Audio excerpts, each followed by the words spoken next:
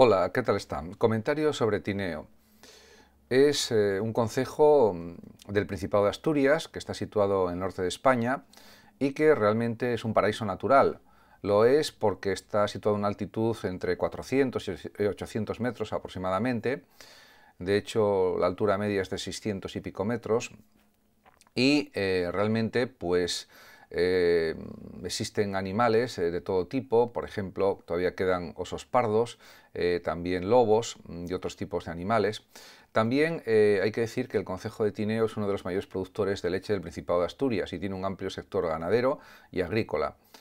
En cuanto a festividades, cuenta con varias celebraciones destacadas, como son las fiestas de San Roque, San Pedro, la Feria del Chosco, que es un producto típico asturiano y típico de Tineo, la Feria de Muestras de Tineo o ferias ganaderas como la de San José.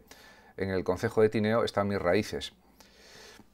Podemos decir que en cuanto a la historia y a la prehistoria se conservan restos de Tineo, prehistóricos, pero me voy a centrar sobre todo en la conquista de los romanos de Tineo, que pues, se vio ya finalizada en el año 29 a.C.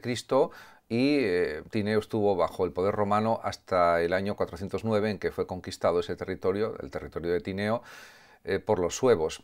En cuanto a la toponimia del término Tineo, proviene del nombre personal Tineius Longo, que era un prefecto de caballería que dedicó un altar al dios Anociticus en una fortaleza romana del muro de Adriano de la época. Estamos hablando de la época de Adriano, o sea, en el siglo II después de Cristo, cuando ese nombre se señaló como el propio también del territorio de Tineo, probablemente.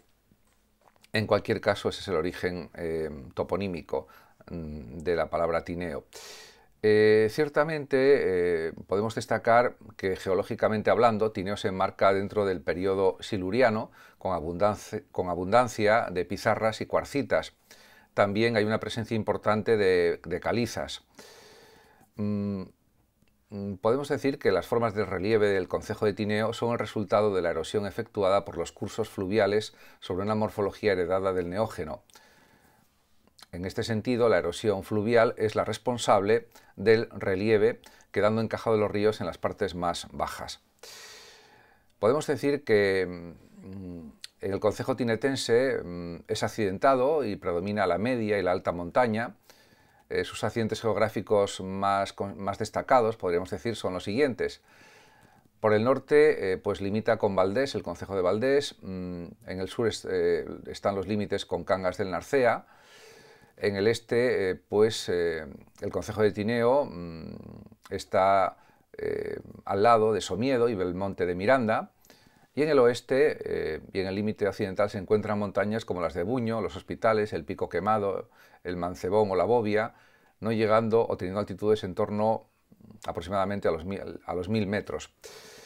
En cuanto a la hidrografía, hay dos cuencas en el concejo de Tineo, la del Esba por el norte y la del Narcea por el sur.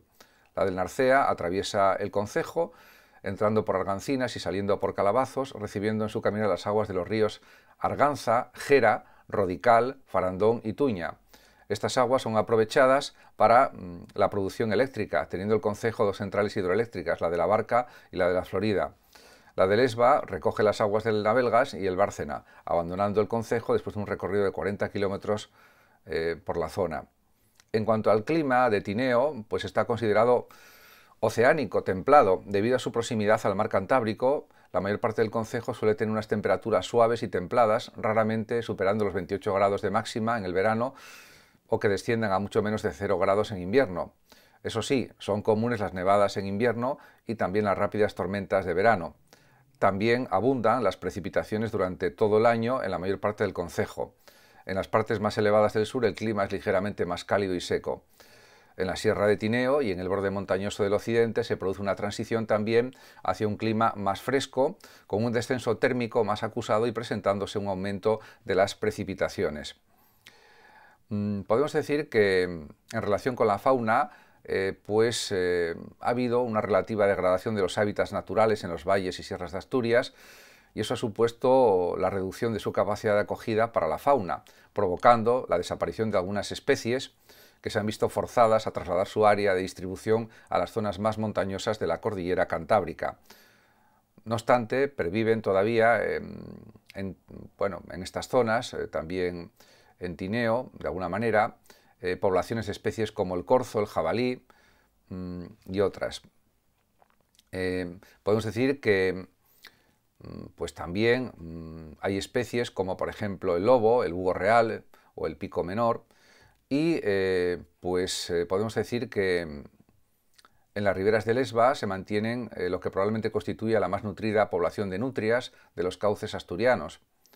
Y también eso es una prueba, además, de la enorme riqueza piscícola de Tineo que albergan sus aguas, principalmente de trucha, salmotruta y salmón, salmo salar, pero también de anguila.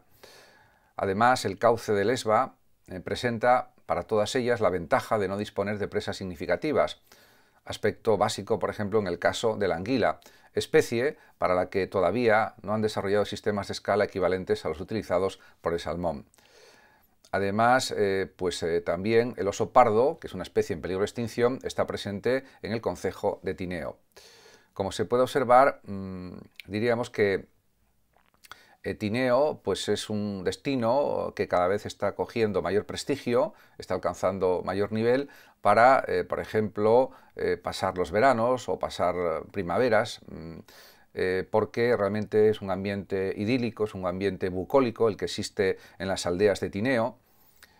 Aldeas, por ejemplo, como vamos a poner, o pequeñas poblaciones como Gera, como Vivente, como Villarpadriz y otras muchas, donde puede haber una sensación de estar en otro mundo, un mundo mucho más paradisíaco, un mundo mucho más agradable para la vida, donde existe paz, existe tranquilidad, existe serenidad. Es una vida, diríamos, muy positiva la que se puede realizar en Tineo, porque destaca sobre todo la tranquilidad, la calma, la paz que se puede conseguir a nivel mental en estas aldeas de Tineo, por ejemplo, y en general en el concejo de Tineo. Por tanto, diríamos que el conocimiento también de Tineo es algo importante no solamente para los asturianos, sino para todos los españoles y para todo el mundo. De hecho, en la época romana hubo explotaciones de oro en algunos ríos de Tineo y diríamos que eso fue una actividad extractora de oro importante, que también sucedió en León, pero también en algunos ríos asturianos y concretamente de Tineo, fundamentalmente, en Navelgas, etc. Esto también hay que destacarlo. Durante la Edad Media también tuvo una importante función el concejo de Tineo en la España de entonces y realmente, por ejemplo, hay mucha documentación al respecto. Si nos centramos, por ejemplo, en la época desde el 409 al 581, hay que decir que los suevos anexionan el territorio de Tineo y el antiguo territorio pésico al reino que recién habían fundado en Galicia, aunque queden pocos restos de esta época. También han aparecido restos o monedas a nombre de los reyes Gundemaro, que reinó del 610 al 612, y Sisebuto del 612 al 621. En el siglo VIII, por ejemplo, se creía que la primera noticia documental de Tineo procedía de la fundación del monasterio de Obona por el príncipe Adelgaster, hijo del rey Silo, en el año 780, pero se ha demostrado la falsedad de tal escritura. Estuvo también Tineo conquistada por los árabes durante un cierto tiempo, pero luego se liberó de la conquista musulmana. En el siglo IX ya Tineo ostenta jurisdicción condal y judicial en el año 899. Según un documento del monasterio de Corias, Bermudo I y su esposa fueron enterrados en una pequeña iglesia cercana a Brañalonga y posteriormente se trasladaron sus restos a Corias, aunque posiblemente se refiriera a Bermudo II, no a Bermudo I. En el siglo X, y posteriormente en los siglos XI y XII, se conocía el territorio como las Asturias de Tineo, Juntota Tinegia Asturis. También, en estos siglos, ocurre la fundación del monasterio de San Miguel de Bárcena, al que Alfonso V concede el derecho de montazgo en el año 937. y a este siglo pertenecen también varias donaciones efectuadas a poderes eclesiásticos, como las realizadas por Alfonso III y otros.